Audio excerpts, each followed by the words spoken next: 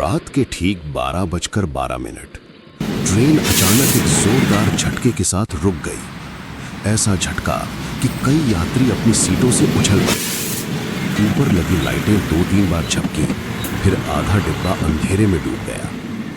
खिड़की के बाहर सिर्फ जंगल, घना, काला और अजीब तरह से शांत। न कोई स्टेशन, न कोई सिग्नल, न कोई इंसानी आवाज। आदित्य ने मोबाइल निकाला। नेटवर्क गायब। करण ने खिड़की से बाहर झांका और धीमे स्वर में बोला, यहां ट्रेन कभी नहीं रुकती। तभी दूर कहीं से लंबी हुआ हुआ की आवाज गूंजी। भेड़िए, एक नहीं कई। 3 साल पहले इसी जंगल के पास आदित्य, करण और राघव कार से लौट रहे थे। रात थी, बारिश हो रही थी। अचानक सामने एक जंगली जानवर आया। ब्रेक, चीख, टक्कर। कार रुक गई। सड़क पर एक बड़ा काला भेड़िया पड़ा था। जिंदा था, लेकिन बुरी तरह घायल। उसकी सांस तेज चल रही थी। आंखों में दर्द था और उम्मीद भी। राघव बोला, हमें इसे अस्पताल ले जाना चाहिए। लेकिन आदित्य डर गया। पुलिस केस होगा, छोड़ो इसे। उन्होंने भेड़िए को सड़क किनारे खींच दिया और कार लेकर चले गए। पीछे मुड़कर देखा, वो भेड़िया उन्हें घूर रहा था। उसकी आंखें अजीब तरह से चमक रही थीं। वर्तमान। ट्रेन के बाहर वही लाल चमकती आंखें दिखाई दीं। पहले 2, फिर 4, फिर दर्जनों। जंगल में भेड़ियों का झुंड खड़ा था, लेकिन वे हमला नहीं कर रहे थे, बस देख रहे थे, सीधे उसी डिब्बे की तरफ जहां आदित्य बैठा था। अचानक ट्रेन का दरवाजा अपने आप खुल गया। ठंडी हवा अंदर आई। उस हवा में मिट्टी और खून जैसी गंध थी। राघव घबराकर बोला, दरवाजा बंद करो। लेकिन दरवाजा बंद नहीं हो रहा था, जैसे किसी ने बाहर से पकड़ रखा हो। कोहरे के बीच से एक विशाल काला भेड़िया आगे बढ़ा। वो बाकी सबसे बड़ा था। उसकी चाल धीमी, स्थिर, जैसे उसे जल्दी नहीं थी। वो ट्रेन के दरवाजे तक पहुंचा और बिना आवाज किए अंदर आ गया। यात्री जमे हुए थे, कोई हिल नहीं पा रहा था। भेड़िया सीधे आदित्य के सामने आकर रुका। उसकी आंखें अब साधारण लाल नहीं थीं, उनमें जैसे आग जल रही थी। तभी कुछ अजीब हुआ। भेड़िए का शरीर धीरे धीरे सीधा होने लगा। उसकी हड्डियां मुड़ी। आवाज आई चटकने की। कुछ ही पलों में वो आधा इंसान आधा भेड़िया बन गया। तुमने मुझे मरने के लिए छोड़ दिया था।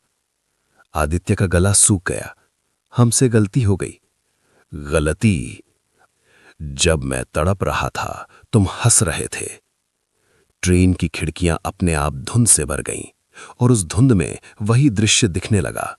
घायल भेड़िया सड़क पर पड़ा, धीरे धीरे सांस टूटती हुई, और तीनों दोस्त कार में बैठकर दूर जाते हुए। राघव रोने लगा, हमें माफ कर दो। भेड़िया मानव बोला, जंगल माफ नहीं करता, वो संतुलन बनाता है। अचानक ट्रेन खुद चलने लगी, लेकिन इस बार पटरी पर नहीं। आदित्य ने खिड़की से बाहर देखा। रेलवे ट्रैक गायब था। ट्रेन सीधे जंगल के बीच जा रही थी, पेड़ों के बीच, असंभव रास्ते पर।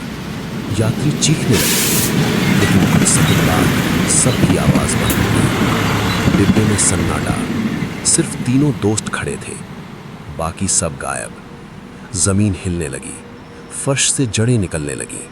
वे धीरे धीरे राघव के पैरों से लिपट गईं।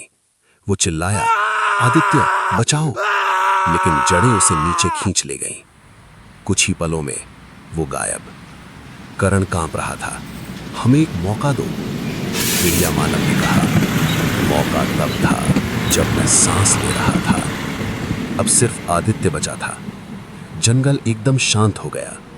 भेड़िया मानव उसके बिल्कुल पास आ गया। तुम्हें एक चुनाव मिलेगा, या तो यहां डर में मर जाओ, या वापस जाओ और हर उस जानवर के लिए जियो जिसे तुमने अनदेखा किया। आदित्य रो पड़ा, मैं बदल जाऊंगा, मैं कसम खाता हूं। कुछ पल सन्नाटा, फिर सब अंधेरा। सुबह रेलवे ट्रैक के पास आदित्य बेहोश पड़ा मिला। ट्रेन सामान्य हालत में थी। रेलवे रिकॉर्ड में कहीं भी ट्रेन रुकने का जिक्र नहीं था। लेकिन करण और राघव गायब थे, जैसे वे कभी थे ही नहीं। आदित्य के हाथ पर भेड़िए के पंजे का गहरा निशान था, जो धीरे धीरे जल रहा था। कहते हैं, उस जंगल में आज भी हर साल उसी तारीख को ठीक 12:12 पर एक अदृश्य ट्रेन रुकती है, और जो लोग किसी की पीड़ा को अनदेखा कर देते हैं, जंगल उन्हें याद रखता है। डर जंगल में नहीं था, डर उस पल में था जब इंसान ने मुड़कर नहीं देखा।